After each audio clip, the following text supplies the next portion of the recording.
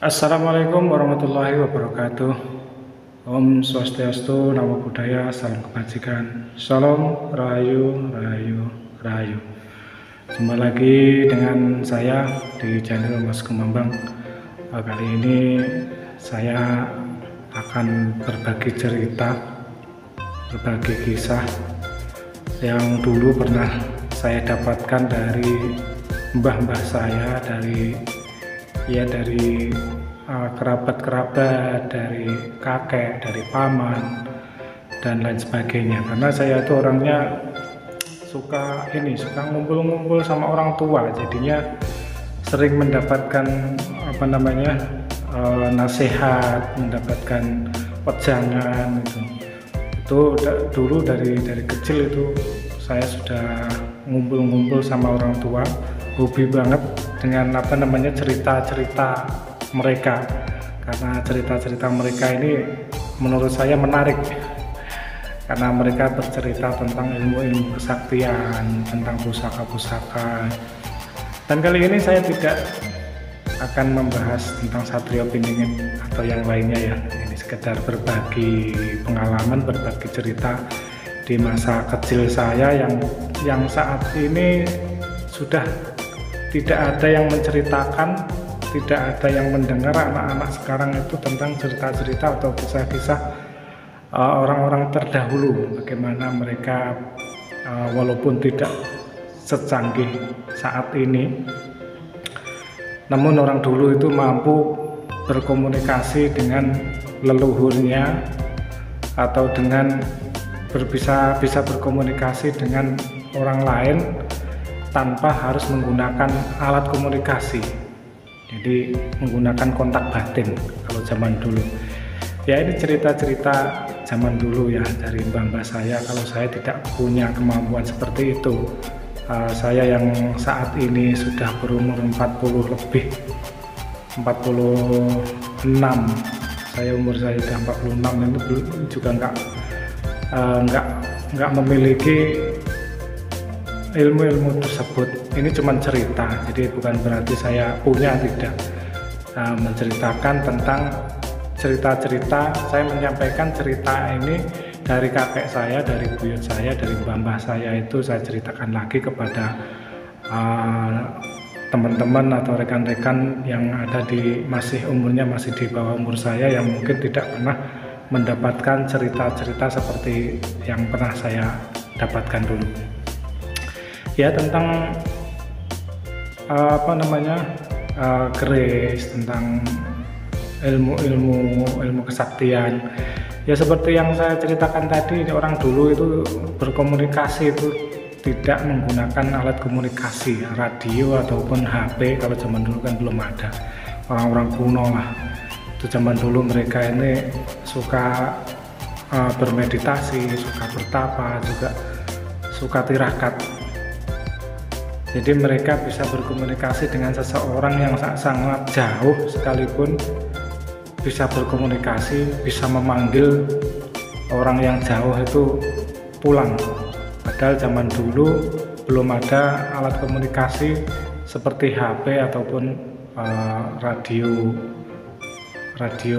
inilah yang untuk memanggil orang-orang yang jauh ya. Tentunya mereka menggunakan ilmu kebatinan atau ilmu batin yang namanya telepati.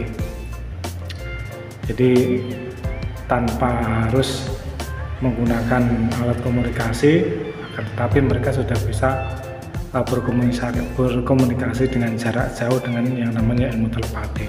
Dan ilmu ini juga zaman dulu sangat populer sekali ya, waktu zaman itu, karena mereka ini sangat membutuhkan, dan ini sangat penting sekali bagi mereka yang punya saudara jauh atau punya anak yang jauh, atau mungkin ada seseorang yang hilang atau minggat dari rumah, itu bisa dipanggil menggunakan ilmu tersebut ya. Kalau zaman sekarang nggak ada orang yang punya kemampuan seperti itu, sudah tidak ada lagi, itu sudah sangat langka sekali ya. Mungkin kalau mbah-mbah saya, buyut-buyut saya masih ada, itu mungkin bisa ya kan, mbah saya sudah nggak ada, buyut saya sudah nggak ada. Ini menurut saya juga unik, dimana zaman dulu itu belum canggih, tapi kemampuan mereka ini sudah sangat canggih. Ini kecanggihannya orang dulu itu juga sudah ada sejak zaman dulu. Bahkan dengan ilmu telepati ini bisa memanggil orang yang sudah jauh dari luar pulau atau luar negara, itu bisa dipanggil menggunakan ilmu telepati ini. Dan ini dulu juga sempat saya juga pengen sekali ya, zaman dulu kan, zaman itu belum ada HP, belum ada alat komunikasi seperti saat ini. Itu sampai saya tuh pengen gimana caranya. Dan itu memang sudah apa ya, tirakatnya itu sangat berat.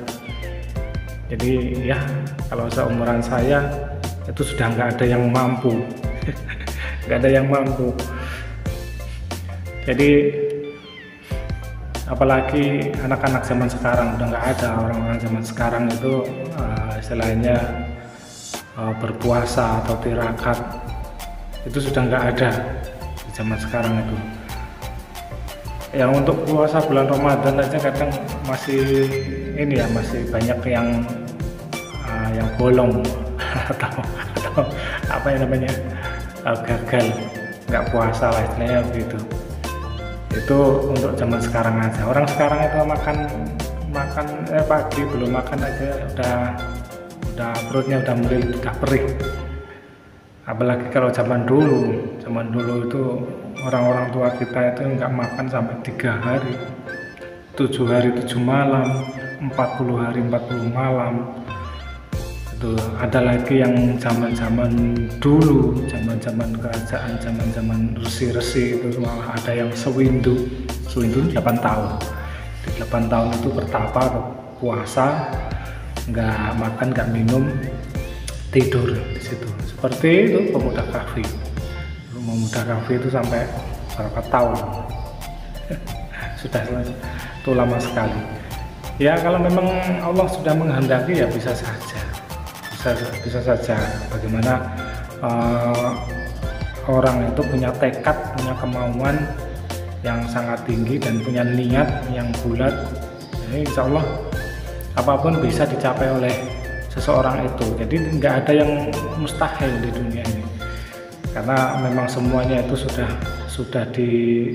istilahnya sudah dikonfirmasi sama Tuhan, sama Allah, bahwa manusia itu bisa melakukan apa saja apabila manusia itu mau melakukan atau mau bertekad, berniat.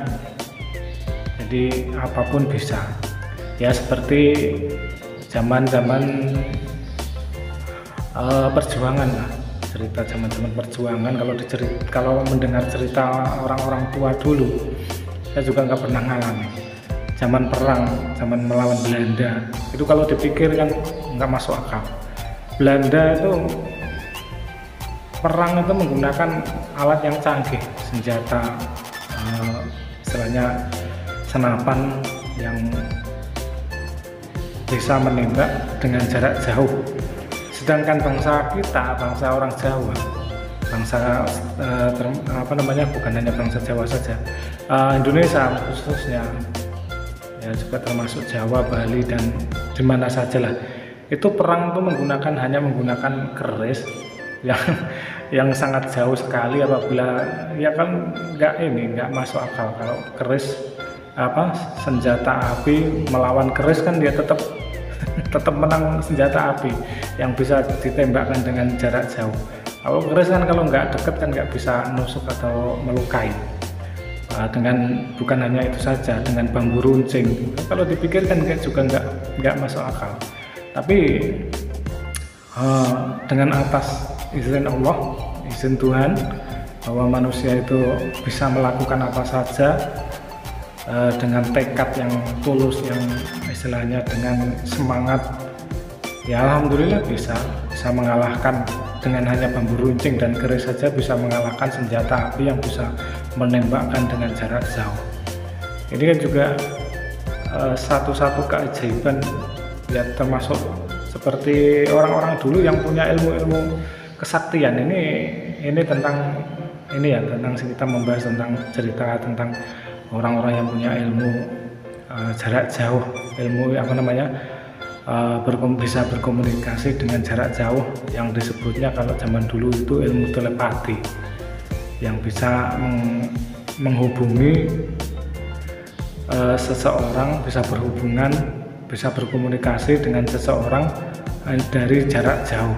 Itu namanya ilmu telepati. Dan mungkin ada lagi yang lain-lain, ada yang namanya Ngrogo Sukmo dan lain-lainnya. Oke, mungkin itu saja cerita saat kali ini, yang mungkin cerita ini belum pernah diceritakan sama orang-orang tua Anda, atau mungkin orang tua Anda, atau mungkin belum tahu, belum pernah diceritakan sama mbah Anda atau yang mana. Ya, ini saya ceritakan, ini cuma cerita saja bagaimana orang bisa berhubungan dengan jarak jauh hanya menggunakan ilmu batin. Ya, mungkin itu saja. Mungkin kalau cerita ini bermanfaat, ya silakan di share kembali. Apabila Anda yang baru menemukan channel ini, silakan di like, komen, dan subscribe, karena subscribe itu gratis. Dan dukung terus channel saya ini yang baru saja berkembang. Ya, mudah-mudahan apa yang saya sampaikan ini bermanfaat buat Anda semuanya. Assalamualaikum warahmatullahi wabarakatuh. Salam rahayu, rahayu, rahayu. Wassalamualaikum warahmatullahi wabarakatuh.